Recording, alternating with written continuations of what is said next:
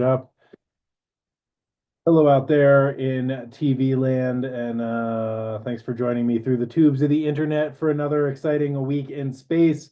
I am your host with the most, Joan Emerson Bell, the Blind Stallion Space Wizard on Instagram, here to bring you your weekly astro weather forecast, whether you like it or not.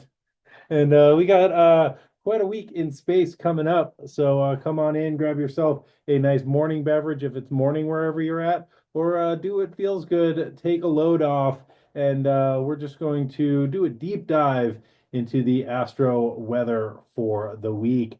We're talking about this week in space for March 30th. That was Sunday, March 30th, through April the 6th. And yeah, there's quite a lot going on, quite a lot to be excited about. If you're excited about pretty intense astro weather like I am. So yeah, before we like really dive deep into all of this, I want to let folks know that besides this, if this isn't enough astro weather for you, or you are looking for your astro weather in a much more danceable and I don't know, Venusianly digestible fashion. I do a radio show called The Melee Report, where I do basically this, but it's more rock, less talk. I come up with playlists for the transits and I talk about them, play some tunes, tell you why I played it. Anyway, the new episode just came out. It's a pretty epic adventure through the Aries eclipse and Neptune's ingress into Aries. I will make that available through my stories on Instagram and in the show notes on YouTube as soon as this is done. But I don't know, check it out. I'm pretty proud of this last episode, so I just wanted to share it with folks. Anywho, that's not what we're doing here. Here we're doing the boring old, just I'm gonna tell you about the space weather. I'm just gonna mansplain space to you for a little bit. So yeah, just allow your eyes to glaze over and let me tell you a tale. So yeah, we're coming off the last eclipse in the Aries Libra axis. Um, and those that occurred this past Saturday, the 29th of March, early in the morning. So we've been having eclipses in the Aries Libra axis since the first solar eclipse in Aries on April 20th of 23. And the node shifted into the Pisces Virgo axis on January the 11th. Um, and so yeah, we're kind of wrapping up this 9 year cycle of eclipses in Pisces and Libra. This is also, oh, sorry, in Libra and Aries. Whew. This is also wrapping up 18-month cycle and a 9 year cycle and an 18-year cycle because that's sort of how the nodes roll. They spend about 18 months in a sign, and then they have an opposition every 9 years and a return every 18 years.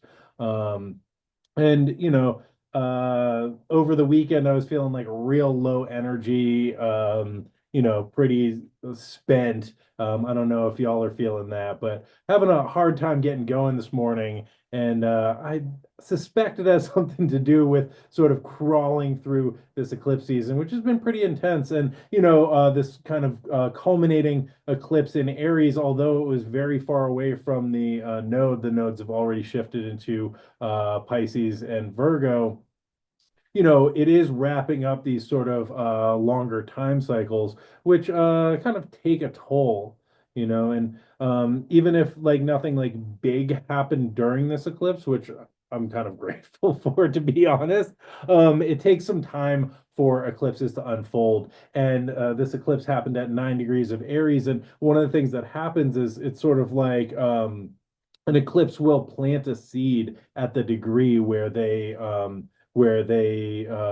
eclipse occurs, and then as planets transit it, they will sort of reactivate that seed or like reactivate that eclipse energy. And because this is happening at 9 degrees of Aries, we're going to have Mercury, we're going to have Venus going over that point, and then eventually we'll have Saturn, and eventually we'll have Neptune going over that point as well. So never you fear if you're feeling bored, just you wait because there is still time for things to be activated.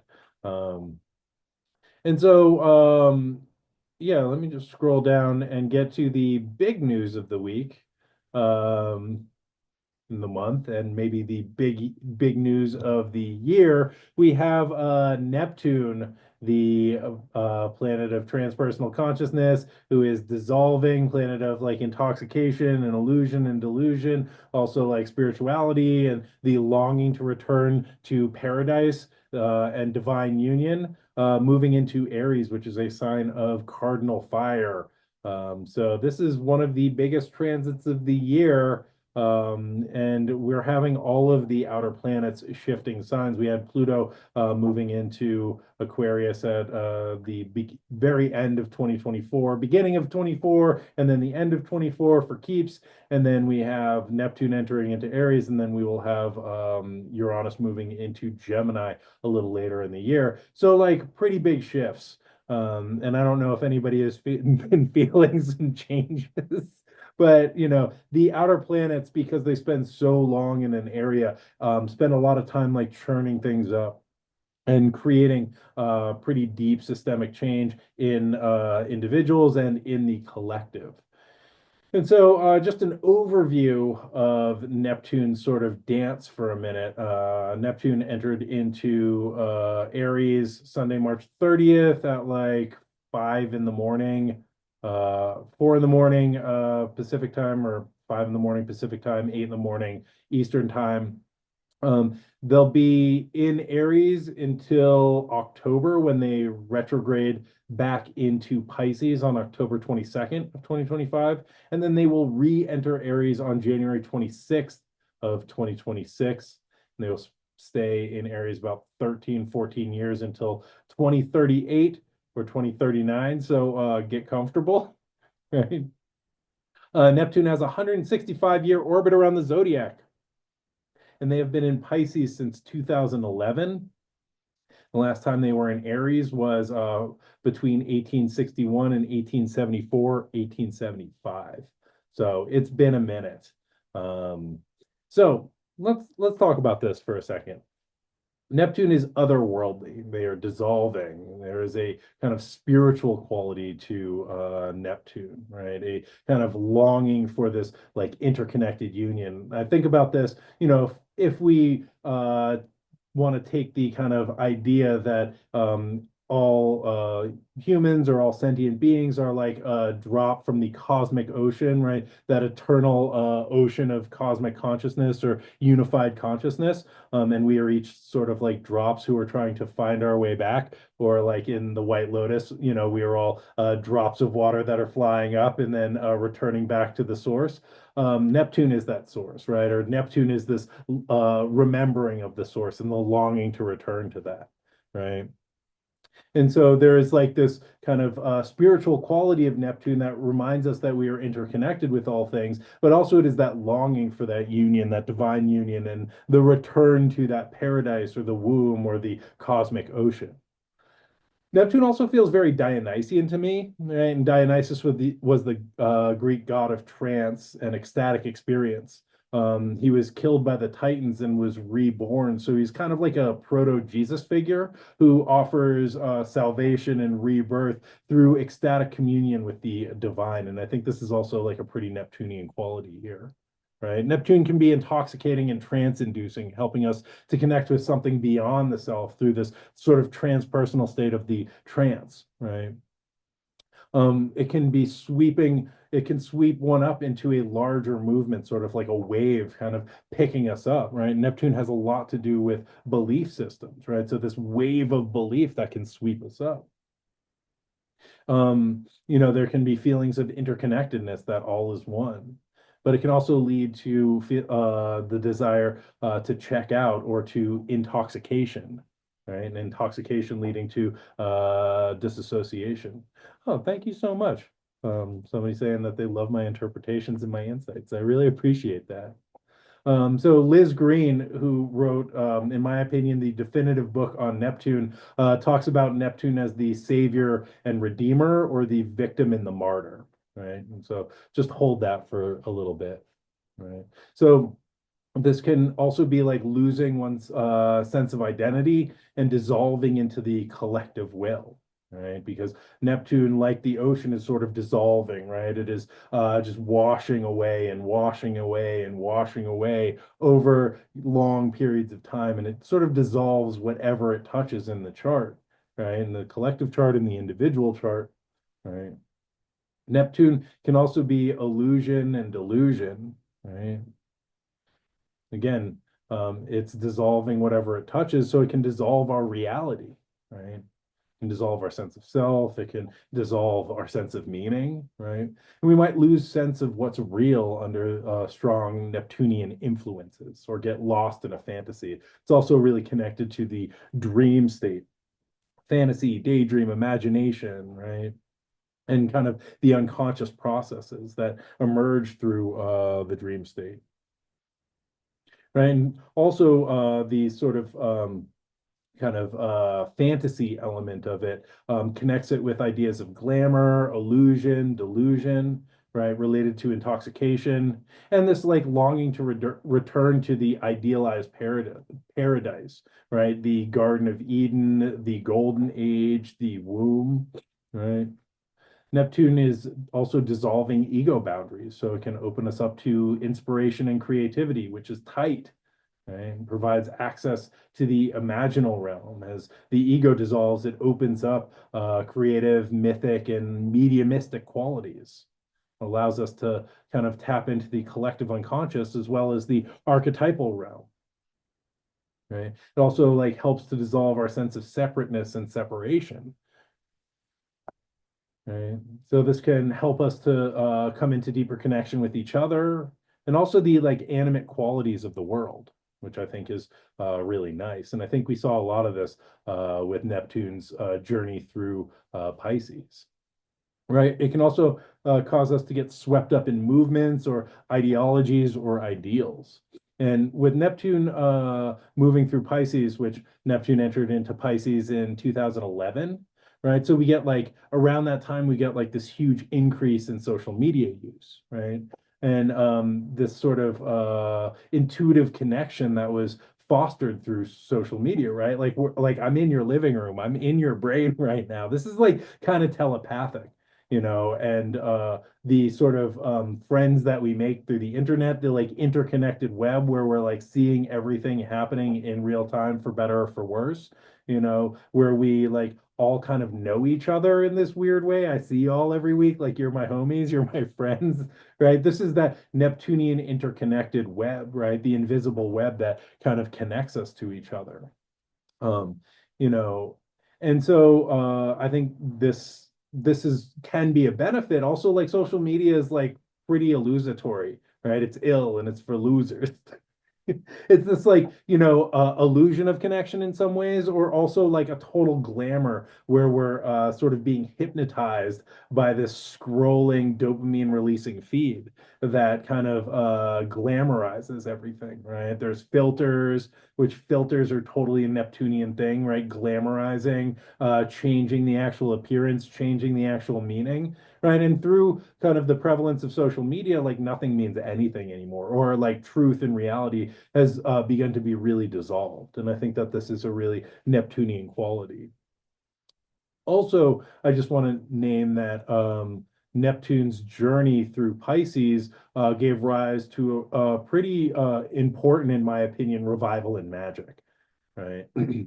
And the dissemination of magical ideas and practices and texts through social media primarily, but I think that there was kind of a collective upswelling that happened. I don't know, simultaneously. It was in the sort of field. It was in the collective unconscious, and I think Neptune moving through Pisces really like brought that to the surface. And I mean, how many of y'all got interested in astrology, tarot, magic since 2011? Me, right? Like this journey started for me around 2014, which is when Neptune was in Pisces. And we there's a huge boom of people creating tarot decks. A lot of like magical information is shared through social media. There's Astro Twitter. Chris Warnock and John Michael Greer put out their translation of the Picatrix in 2011, which I'm positive was not a coincidence. And that creates a renaissance in astrological magic, which has not really been a thing for a really long time, and I find it really valuable. So, I think that that's one of some of my takeaways from Neptune and Pisces, right? However, the dissolution of the ego does not always lead to ecstatic visions and bliss. Okay. Right? Dissolving the ego can also create crisis. We can feel lost, right? As the boundary between the conscious and the unconscious dissolves, right? We might be flooded by memories or parts of the self that we have tried to keep at bay. Um, and this can be like really overwhelming, and this is maybe part of the alchemical dissolution. And I think Neptune in Aries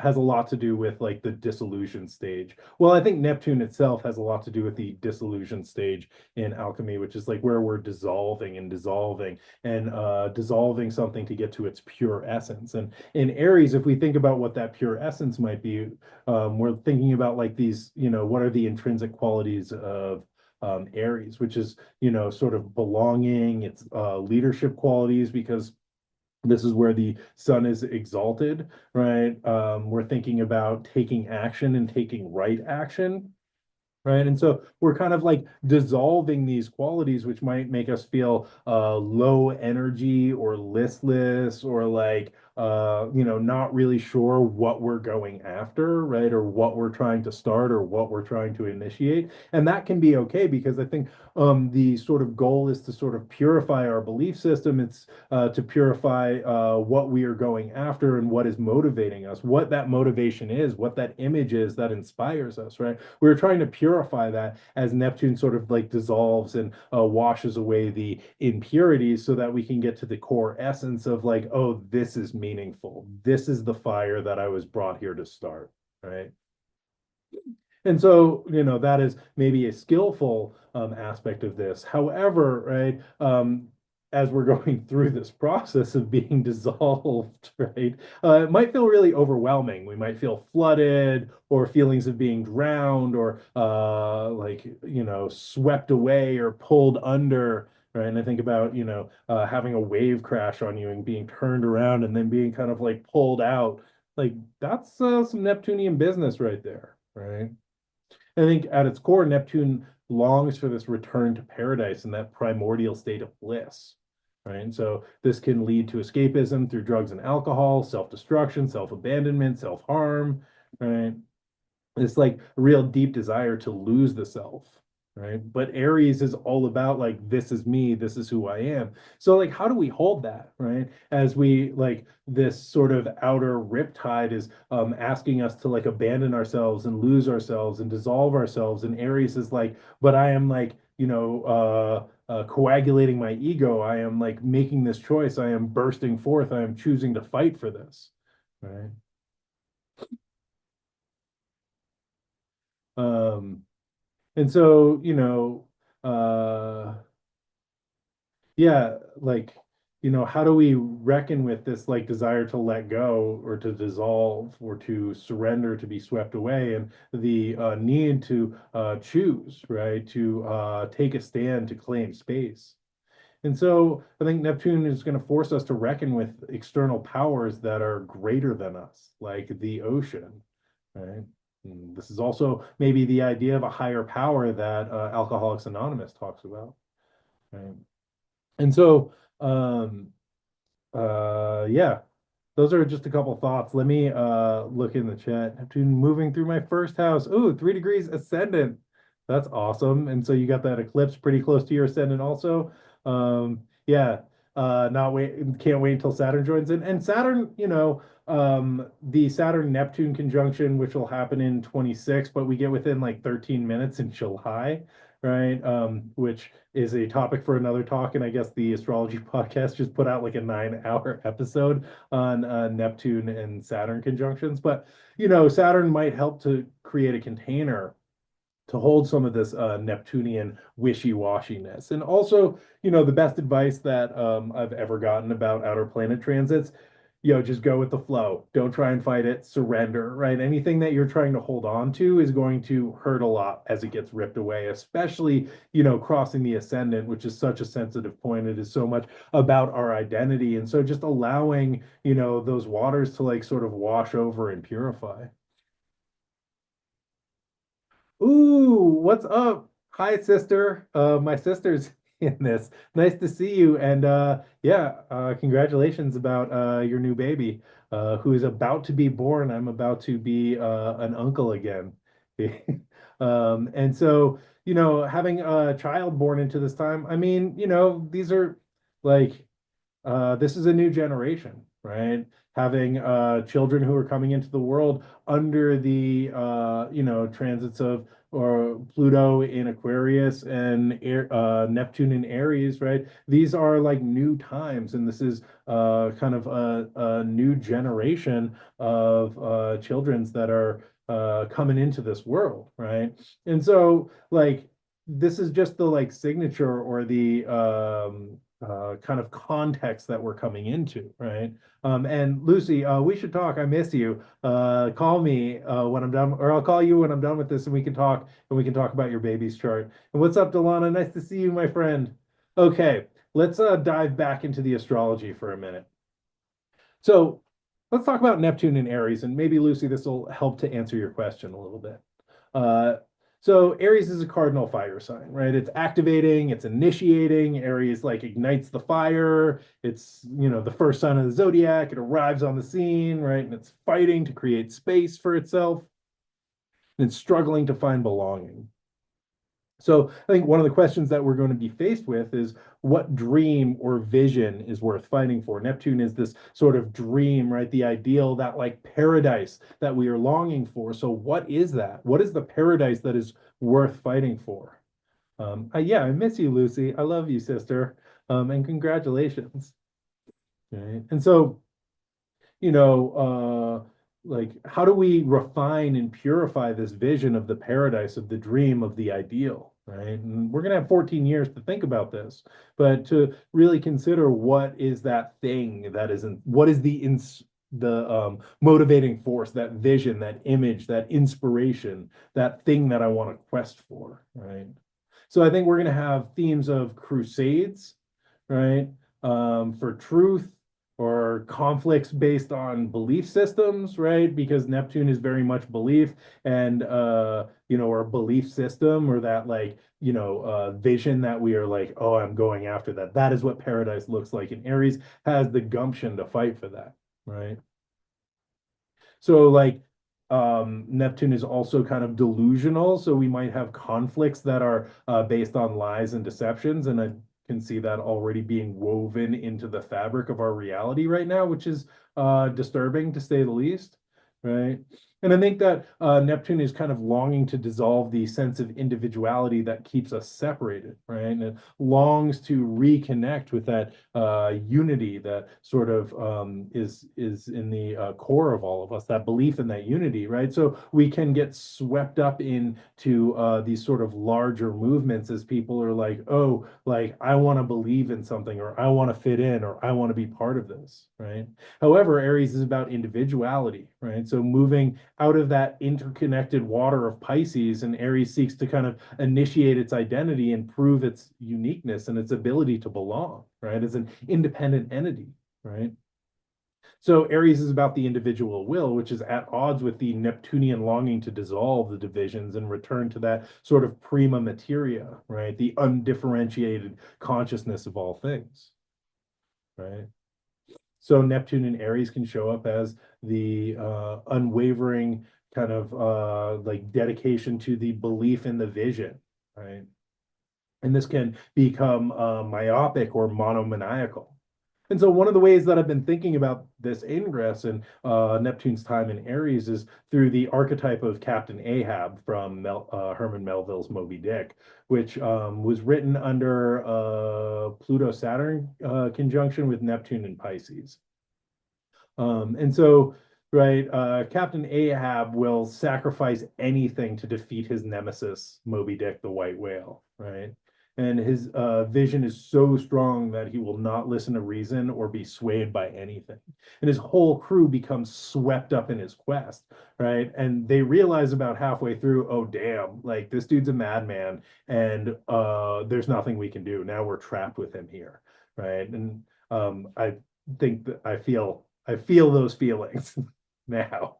Right. And so, this he has this unwavering sort of vision. I have to get Moby Dick, right? I have to kill the whale, right? Which is that telos that is sort of driving him. And that is the sort of Neptunian belief that is driving the harpoon, literally the arrow that he is, trying to drive into this whale and kill it. Right. And so, and he like pulls everybody along with him. Um, yeah, I think I have a lot to say on this subject, so I think I might do a special Patreon episode talking about Moby Dick and some other kind of literary themes with Neptune in Aries. But we also have this sort of like monomaniacal character in the Odyssey, who is the Cyclops, right? Polymethes, who is Poseidon or Neptune's son. And so the Cyclops only has one giant eye, right? And he devours Odysseus's men. And in the story, there's this, sense of being swallowed by something bigger, right? Who like can only see out of this one eye, this monomaniacal vision that like sort of swallows up all of the men, right? And very narrow focus, right? And in James Joyce's Ulysses, which is a retelling of the Odyssey in Ireland in the early 1900s, the character of Polymethes is played by the citizen, right? In the chapter about the Cyclops. That character is called the Citizen, who is an Irish nationalist with an eye patch, who has very like narrow views who is truly Irish, right? So there's this like myopic nature of the Cyclops, right? And in Joyce's Ulysses, it's like a pretty xenophobic nationalist character who's like that, like you're Jewish, you're this, you're that, you don't belong, right? And so we have this like character who's like devouring and also being consumed by nationalism or the myopic view of who belongs. Right. And so, I also see these themes sort of arising on the scene, this very narrow-minded view about like who's in and who's out, right? Who belongs, who is like truly of the thing. And, when Odysseus sort of navigates the encounter with the Cyclops, they end up blinding him, and he tells the Cyclops that his name is Nobody. So when the Cyclops is hooting and hollering, and all the other Cyclopses come to ask what's going on, and he's like, "Nobody blind." They're like, "Who hurt you?" And he's like, "Nobody hurt me." That's why they call him Wily Odysseus, right? Nobody hurt me, and they're like, "Ah, you're wasting our time." So this is also a kind of Neptunian thing, right? Neptune is invisible. So the invisible pains are being blinded by nobody, right? Being overcome by nobody. And then they sneak out using the goats. And however, right, a lot of the issues that Odysseus experiences throughout the rest of the book is because his hubris gets the best of him. And as they are sailing away and the Cyclops is hurling rocks at him, he says, I am Odysseus and I'm the motherfucker who blinded you. Right? And like calls it out. And Polymethes is like, oh, I'm telling my daddy Neptune about you. And then Neptune makes Odysseus' life a living hell for the rest of that epic adventure. And so I think that we have these themes of myopia, right, of narrow-minded, like obsessive focus. We also have themes of blindness. We also have themes of hubris, right? And I think these all go together like pretty neatly. And so these are just things to like sit with and consider. Another way that another kind of archetype that I'm considering, and again, maybe I'll put out a Patreon about this once I do a little bit more research. But I'm also thinking about Neptune and Aries as Don Quixote, right? Who's this elderly individual whose brain becomes addled from reading too many romance novels about chivalry. Right. And he believes that he is a knight errant whose job it is to ride around the countryside righting wrongs, right? And so this is that Aries quality of like willing to fight for something. And the sort of telos or the idea or the vision that Don Quixote is fighting for is this sort of antiquated ideal of the kind of knight errant and chivalry, right? And I think chivalry is pretty Neptunian also because it's like ephemeral, but it's like this code, it's this idealized code that people live by. And so Don Quixote goes around just like getting mixed up in things all the way to the top and, wreaks a lot of havoc on people's lives around him. And his poor buddy Sancho Panza, who's trying to keep him out of trouble, ends up getting embarrassed and beaten, and Don Quixote breaks all his teeth, and it's just like a total disaster. However, this was written in 1610, and we're still talking about it today, right? So there is this enduring quality of like committing to the bit with Neptune and Aries, right? Even like if the vision is like so deranged and bizarre that no one gets it, right? There's also maybe the reward in committing to the bit. But I think it's really important to remember what those limits are, because Neptune, again, dissolving boundaries, and Saturn's ingress in Aries might help to bring some new boundaries along. But really think about, how do my actions impact other people, right? And how will this impact things for the next 165 years, which is a Neptune cycle, right? Instead of being like, I need to do this right now just because I feel like it, right? Which is an Aries quality. Aries is not about the long game, it's about instant gratification, right? So here are some things to consider with Neptune in Aries. What is the dream that initiates the quest, right? What is the wave that we are being swept up in, right? How do we surf this wave or ride this wave or, duck under this wave? What am I passionate about, and how do we purify our desires? Right? Aries being a Mars ruled sign has a lot to do with desire and the kind of desire that moves us to action. Right. And so with Neptune, again, we are sort of dissolving some of this and purifying this. And what is the purpose? Right? And is it my purpose, or does it come from some bigger movement or vision?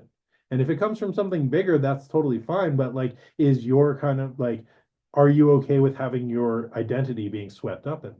Right. And is this something that you're choosing, or you're just lost and you don't know what to choose? Because I think one of the things that we're really going to see here is people being like, I don't know what I'm doing, I don't know where I'm going, I don't know who I am, right? And then sort of like gurus and leaders and strongmen, etc., are going to arrive on the scene and try and sell us, oh, this, like, if you do this, that will make you whole. Oh, if you do this, that will make you good, right?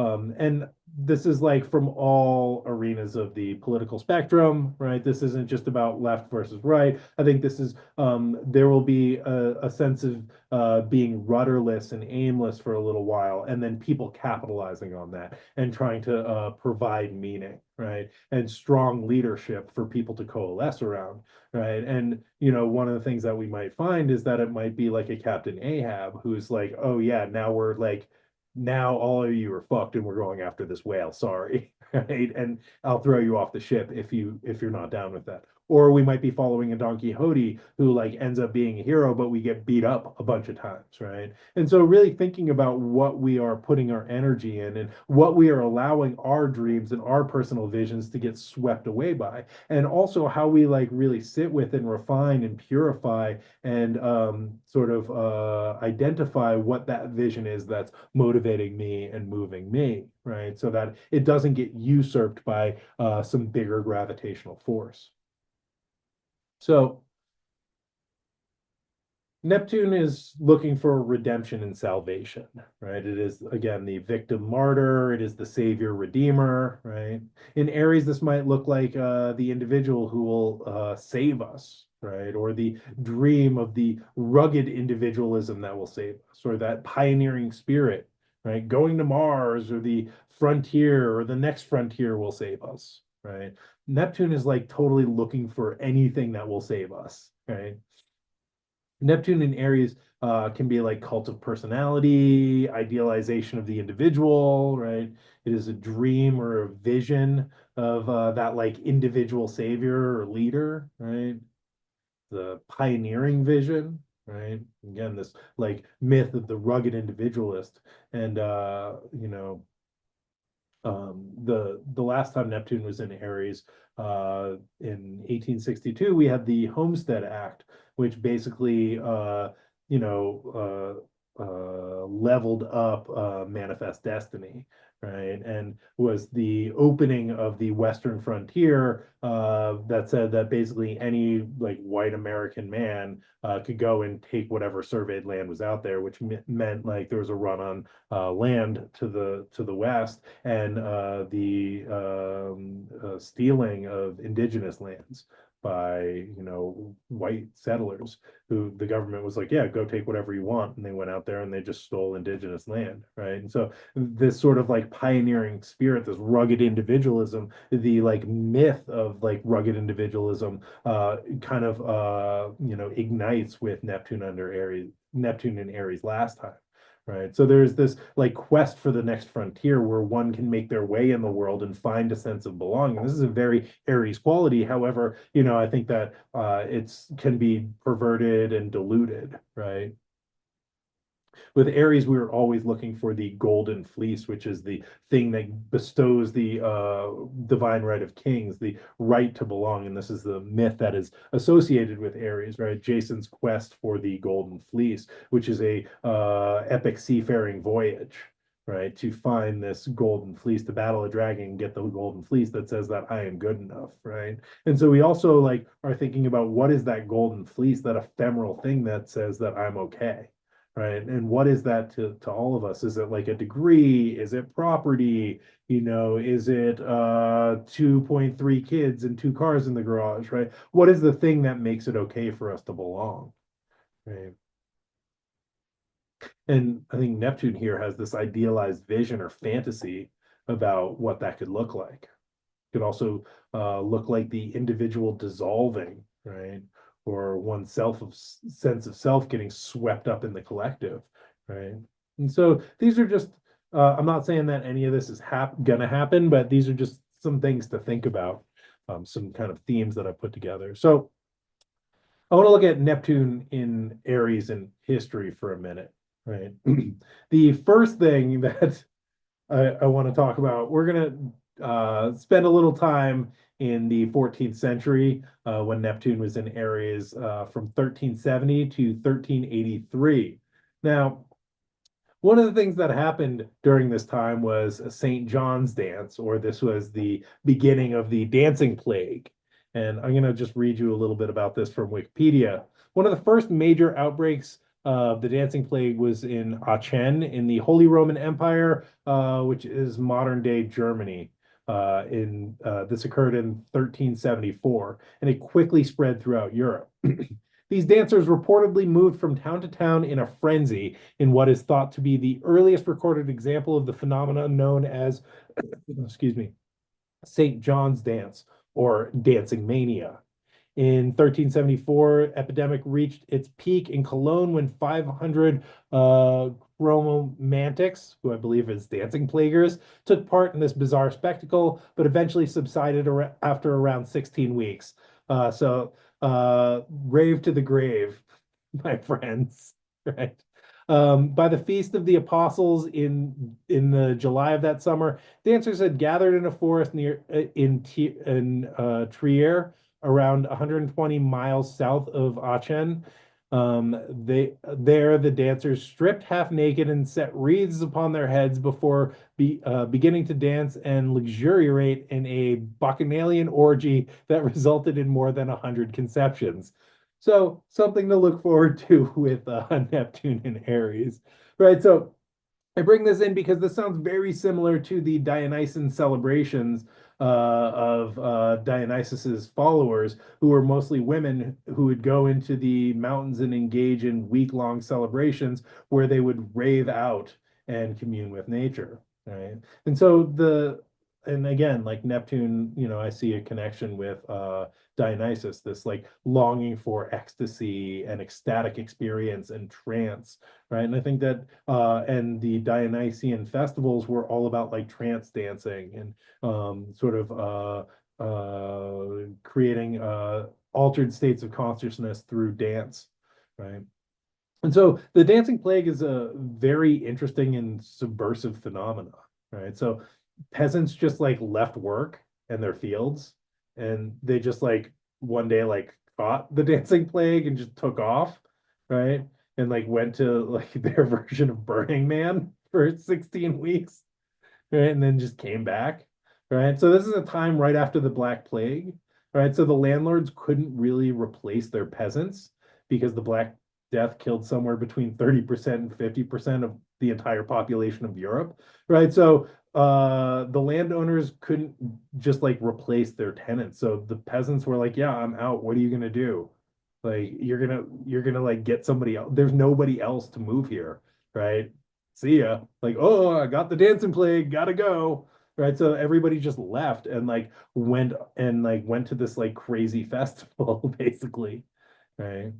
So there's like this leverage that the lower classes had as they left work and went off to their like a Chen Burning Man and danced for weeks. Right. This is also maybe thought to have been a way of releasing some of the PTSD of being a medieval peasant in the 14th century and living through the bubonic plague as well as crushing economic conditions, right? So like an immense amount of pressure that people are sort of dancing off, right? And celebrating and kind of rebelling against social constraints and engaging in ecstatic experience. Um, the dancing plague was mostly a German phenomena, occurring or beginning in the Rhine region. There are like several versions of it. However, in England in 1831, so towards the end of Neptune's time in Aries, there was also what is called the Peasant Revolt. And this is what it says about the Peasant Revolt in Wikipedia. Medieval historian Tom Johnson in 2025 described the revolt as the quote, largest popular uprising in English history. It was the result of a series of inept, short term political decisions, military failures, financial corruption, and the imposition of a third poll tax in 4 years. But it became a national emergency because of the extent to which the government now intruded into its subjects' lives. Like some of these themes are seeming like really familiar, inept short-term political decisions, financial corruption, post-plague, right? A lot of pressure, and sort of upswell in the populace. Um, and so I just wanted to like bring those things in. Also, there's something about like the dancing plague and Dionysus and Neptune and Dionysus that I thought was like there's something there that I think is really interesting. So yeah, I think we're just going to be talking about Neptune and Aries this week. Sorry about that, but it's a big one. And whatever. So the last time Neptune was in Aries was April 13th, 1861 till April 7th, 1875. So, funny story, the Civil War started April 12th, 1861, right? Just one day after or one day before Neptune entered Aries in 1861. I'm not saying that there's going to be a civil war. However, you know, one of the ways that we can think about the Civil War is that it's a war about belief, right? And people are so locked onto their belief systems that they go to war, right? And this is a belief in the vision of America, right? That people are like, America is going to be this way. No, America is going to be that way, right? And it's irreconcilable. And so it creates a really bloody and violent conflict, right?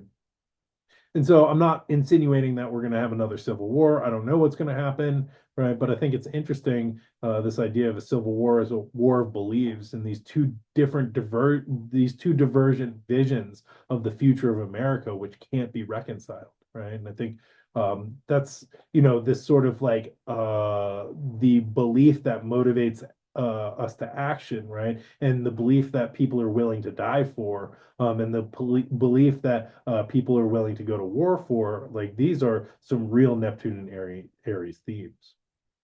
Some other events that occurred again, the Homestead Act in 1862. Um, this opens up the West for like settlement, right? Which is basically white American citizens being able to go and steal indigenous land, right? And this sort of idea of the next frontier and salvation through the next frontier, right? Um, on a lighter note, Impressionism begins in 1865, 1865 to 1885. So Neptune deals with the imagination, right, and a subjective view of reality, where Impressionism is all about a dreamlike vision. It deals heavily with reflection, subjectivity, illusion, glamour, multiple realities, and dreamscapes. These are all Neptunian qualities and qualities in Impressionism. And this was a break from traditional painting, which was more about depicting objective reality. Impressionism was more about expressing the inner subjective vision of the world, or that would like filter through the inherent creativity of an individual, which is, I think, pretty Neptunian. 1865, we also get some germ theory. Right? Yeah, germ theory, which hypothesized that there were invisible organisms that were passed between bodies that caused illness and infection, and looked at the porousness of the animal body and proposed methods of sterilization to prevent microbes from being transmitted between bodies, right? And so Neptune dissolves boundaries and deals with porousness, right? Neptune also has a lot to do with the unseen world. So they have a lot to do with diseases, germs, contamination, right? As well as pharmaceuticals and the prevention of disease. So we have Louis Pasteur, who is one of the fathers of germ theory, who invented pasteurization, which destroys bacteria through heating in 1865. And this is literally purification through heating a substance to a temperature high enough to kill bacteria, right? Or purification through fire.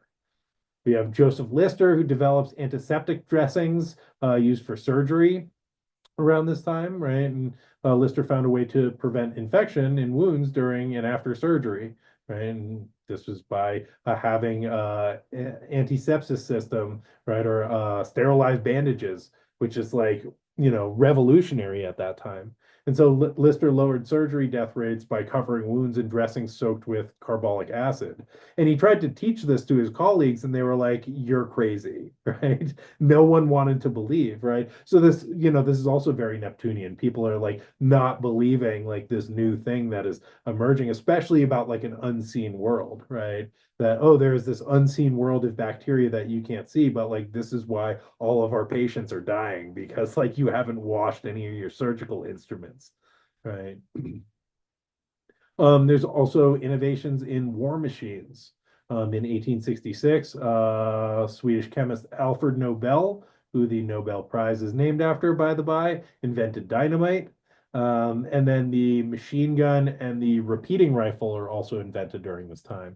And then in 1870, P.T. Barnum starts the Grand Traveling Museum, Menagerie, Carnival, and Hippodrome, which is a traveling circus that features animals and clowns and sometimes known as the greatest show on earth. And so P.T. Barnum was famous for saying, "There's a sucker born every minute," right? Which is pretty Neptunian, right? He used the Neptunian illusion and glamour as a way of making money and providing entertainment to the masses and getting people swept up in the energy of the spectacle. P.T. Barnum really kind of catalyzed this idea of the spectacle, right? With freak shows, with exotic animals, with tents, with all of this stuff, with advertising campaigns, right? Really creating a spectacle around the circus, around his traveling menagerie and hippodrome, right? And that is, creating this Neptunian illusion that pulls people in and fleeces them of their money, right? And this is like, that's a pretty Neptunian character right there. That's Neptune and Aries, right? I'm channeling this into this massive spectacle to get what I want, right? To fulfill my dream. Which brings us to the top of the hour. had a bunch of other stuff to say, but I think I'm going to leave it there because I don't want to overwhelm people. Sorry that sorry that we're not going to get into the rest of the astrology of the week, but this is a big one. Neptune into Aries is I don't know. It's a big shift, and I think it was important that we spend some time on it, especially because I've done a bunch of research and I like talking about it. I have there's also, if you need more information on Neptune and Aries, I did a talk with Cosme Astrology, but Friday. What do you want to know about Friday? Sorry, Astro Move Play uh said but Friday. And what do you want to know about Friday? I'll tell you about it if I can. What do we have? Um,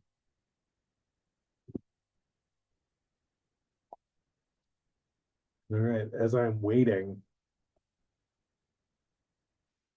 Oh yeah. At the end of the week, at the end of the week, we have this sort of interesting dance between Mars in Cancer trine Saturn in Pisces. We have Mars in Cancer sextile Uranus in Taurus, and we have Saturn in Pisces sextile Uranus in Taurus. Yeah. So yeah, at the end of the week, we have this like kind of interesting supportive relationship between Saturn, who is about limitation, constriction, control, right? Uranus, who is about revolution and liberation, and Mars, who is about action, right? And so, yeah, there's a lot of like shifting between old and new, right? Or holding the tension between the old and the new, right? Mars wants, or sorry, Uranus wants to experiment with new things, right? And Saturn is sort of like limitations, right? And like restrictions and constriction, right? So this can like these are in a supportive relationship. So we'll start with like Saturn and Uranus, who haven't been in a sextile since 97, right? So this is also like a new shift that's occurring. And we have Saturn is like limitations and control. Uranus is like going beyond the boundaries of Saturn, right? And so like there's this antagonism on one hand, but in this sextile, they're working together and supporting each other. So we can think about how like new ideas and innovation can meet this place of like structure who is like willing to dedicate to getting the things done. Right. Saturn is like, okay, I'm gonna make this real. Uranus is like, here's this harebrained wingnut idea. Saturn's like, I don't know if that's gonna work, but they're learning to kind of negotiate these things and making them kind of work together, right? And so like a lot of like what we're seeing towards the end of the week is desire to take action and to break away from old limitations and traditional structures. However, like having the sort of dedication and the discipline to make things work, to make something happen with this, right? It teaches us that we need both the old and the new to take right action. It's kind of like if we get two magnets and we put them together and they're just bouncing like this, right? But if we put a piece of metal between them and direct it, right, it can move that piece of metal forward, right? Saturn says this is the structure, Uranus says this is the ideal, and Mars says, oh yeah, I'm gonna make this happen, right? So we also have Mars sextile Uranus in Taurus at 24 degrees and 56 minutes, and this is all happening like Friday and Saturday, right? So this can bring up impulsive energy, feelings of restlessness, right? Uranus deals with sudden change, revolution, breakdown, breakthrough. Mars is our willpower and the ability to take action. This makes us want to make change that disrupts situations that feel stagnant, right? This transit can provide the energy to make the changes in our lives, to help us get unstuck and to move out of these stagnant feeling places, right? So there's an emphasis on independence with this transit, the feeling that I want to do what I want to do, right? This can also cause us to make impulsive decisions. However, again, with the supportive aspect from Saturn, I think it's providing some guardrails, right? So there's this like, oh, I need to like blow things up and make a change. And Saturn's like, can we do this in a maybe productive way? Right? Okay, like I'm going to channel this energy into this. Right. So I would really recommend thinking about some things that you would like to channel this like revolutionary and or impulsive energy into this weekend. One of the things that I am considering channeling that energy into, I know that there's national protests on April the 5th. So that might be a great way to, move some of this direct action and revolutionary Uranian energy through, right? But, just remember that Saturn is authority figures, right? And although it might be supportive, like Saturn can provide restrictions that maybe we're not interested in, right? And so, yeah, then the last one in this set is Mars in Cancer, trining Saturn in Pisces, also happening 24 degrees and 58 minutes, same day. So with Mars sextile Uranus can make us feel impatient and impulsive, but Saturn helps to hold and contain and direct that energy in productive ways, right? So this is, like I'm saying, a really good time to have a project set up or an idea of how we want to use and utilize this energy for our greatest benefit, right? This transit can help us to focus on and redirect our energy. Right. Mars is like the gas pedal, Saturn is like the brake, right? And so, in a supportive aspect, like a trine, this means we are working the gas and brake in a harmonious way, which is great if you're driving a car, right? You can go when you want to go, you can stop when you need to stop, right? So, this transit can help us to focus our energy and our will, right, to do the difficult things or the challenging work. Saturn deals with discipline, dedication, limitation, helps to provide a structure through which we can utilize this Mars energy of action, willpower, desire, right? And even anger and frustration, right? And also the Uranus influence on this as well, which is kind of pushing us towards the ideal, right? And making us want to cut away or blow up or release anything that does not align with these kind of idealistic notions of how it should be and how it could be. Right. But I think Saturn really helps again to provide some guardrails and helps us to contain and channel that martial fire and the Uranian like desire for revolution. Right. Saturn helps us to do the difficult things that we might have been putting off. It helps us to concentrate and focus the penetrating energy of Mars. And think about right turning a fire into a blowtorch that can either cut metal or weld it together. Right? Saturn helps to keep us on track and on task and can assist us with maintaining focus. And Mars, who is still in their falling Cancer, may be having some feelings about some things, but Saturn helps them to stay on task and to get things done. And the accomplishment or work of doing work or completing a difficult task can help us to build a sense of self-efficacy and courage and confidence. And I think that these are really important qualities that can help buoy Mars in the emotional waters of Cancer, where they might be feeling frustrated or resentful or low energy. Right? And this is a good time to focus on the task at hand, but it's important to recognize also what you've accomplished and allow that to sink in because it's important. So there y'all go. That was your transits for the end of the week.